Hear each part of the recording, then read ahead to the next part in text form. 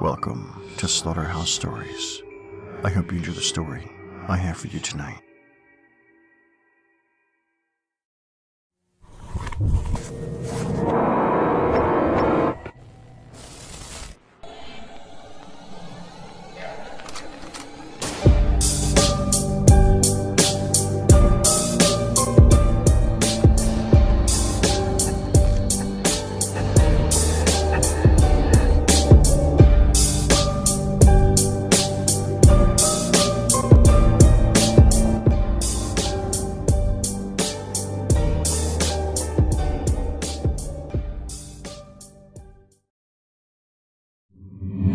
Skinwalker. I like the desert at night.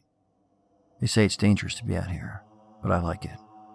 It's good to sit by a campfire and drink a beer, and here where there wasn't any noise or traffic. You can see all the stars, because there aren't any electric lights to chase them away. Sometimes the wind sings to you, but then somebody usually comes along and messes it up somehow. Mostly it's drunks who want to beat you up because you're from the reservation. So when I heard the pebbles shifting somewhere off to my left, the hairs on the back of my neck started to tingle, and my hand inched a little closer to my Bowie knife. The figure that came walking out of the darkness didn't look very threatening. Just an old man wearing traditional Navajo clothing, and leaning on a crooked walking stick as he shuffled quietly towards me. "Getting cold," came the old man's voice, dry as the desert. I expected him to say more, but instead, he just sat down across the campfire from me, laying the walking stick casually across his lap. There was something about him that made me uneasy, and my apprehension increased when his hand vanished into a leather pouch that hung from his belt, but he pulled forth only a crumpled pack of cigarettes, holding them slightly towards me. "Smoke?" "Sure," I replied, as my nerves began to relax. When he tossed me the pack, I noticed that there were only 2 cigarettes left inside. I took one and tossed the pack back to him. I held my chrome Zippo towards him, but he instead took a wooden match from his ear, scraping it against a small gray rock that dangled from a leather cord around his neck. The sudden flare of light illuminated his ancient, withered face, and his eyes seemed to sparkle eerily for a moment, and he sat smoking silently. "Dangerous out here at night, you know." He spoke softly after a while. "Lots of things come out at night, even things nobody believes in. They still come around sometimes." I smiled a little. "You mean ghosts and goblins?" "Maybe ghosts," he answered after considering it a moment. "Not goblins, I don't think. Not even sure what a goblin is. But there are other things too. Things like the Skinwalkers. You know about them?" A sudden chill ran the length of my spine as the old man studied me quietly. "Mom used to tell me stories about them when I was little," I mumbled. "Then you know what can happen," said the old man. "They take the shape of a man and wear the skin of a man, but they're really more like an animal underneath. They have powers too. Folks used to say only a shaman could defeat them." He turned his attention to the campfire. His image seemed to ripple behind the waves of heat rising from the flames. Embers danced around him like angry red fairies. "Lots of other things out here too," he continued. "The Wendigo, the Chupacabra, all sorts of things. They don't come around much anymore, but sometimes they do." Silence settled over us like a damp woolen blanket. The campfire seemed to begrudge us what little heat it was providing. The stars twinkling above seemed suddenly to be laughing silently, sharing some sinister joke amongst themselves. The thin slice of moon sank behind a lone cloud bank, as though unwilling to witness whatever might transpire. The beast attacked us without warning.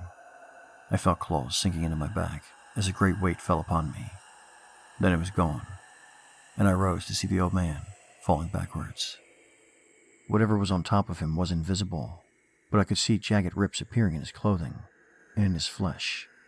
Then suddenly, he was thrusting the walking stick upwards, and there was a terrible screeching sound.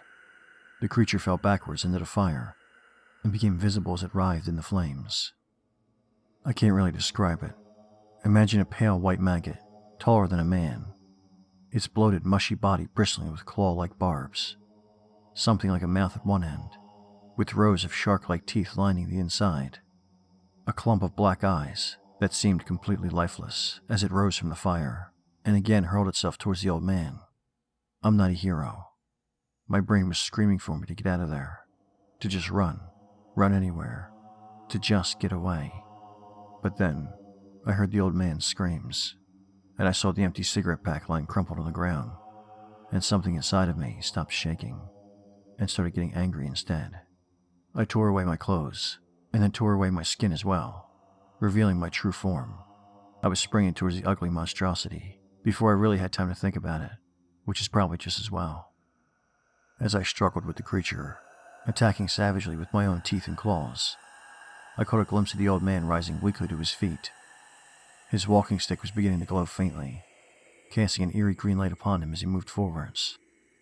He plunged the stick deep into the creature's side. The thing stopped biting at my face and made that deafening screeching sound again. But this time, it didn't stop screeching for a long time. I'm not sure if it died, or just went someplace else when it faded from view. I hope it died. The old man reached down to recover his walking stick from where it had fallen, watching me carefully. It's difficult for me to speak when I'm in my true form, but I can manage, if I concentrate. What was it? I managed to ask. No idea, he answered with a puzzled frown. We stood staring at each other for a moment.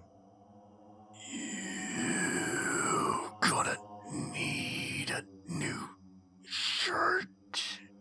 I pronounced quietly, pointing at Talon and his torn and ruined clothing. That's nothing, he chuckled. You're gonna need a new skin. But then his smile faded, his grip tightening on the walking stick as he studied me in the campfire's flickering light. You can relax, I lisped. Shaman skin won't work on me. His eyes drifted uncertainly to his walking stick. Still, he said softly, I'm supposed to try to destroy you. Yep. I hissed. Same here, old man. We continued staring uneasily at each other for a moment longer. Then, the old man's smile slowly returned. Crazy world, ain't it? Crazy world, I agreed. As he turned to go, I glanced around and saw the shredded remains of my jacket. Snagging it with a claw, I turned back towards the old man shuffling away into the darkness. Hey, Pops, I called quietly, tossing him the fresh pack of cigarettes that had been in my jacket pocket. I think I managed something like a human smile. He nodded thanks, and then vanished into the desert night. I sat back down beside my campfire. A million stars twinkled overhead. They say it's dangerous being out here alone in the desert, but I like it. Sometimes, the wind sings to you, and all you can do is sing back. That's it for tonight's story. But before we end things, check out the Slaughterhouse Stories podcast. Available at all your favorite podcast sites. So download and subscribe. Be a listener, not a victim. And as always, thank you for listening. If you enjoyed tonight's story, please like, share, and subscribe. And until next time, stay spooky.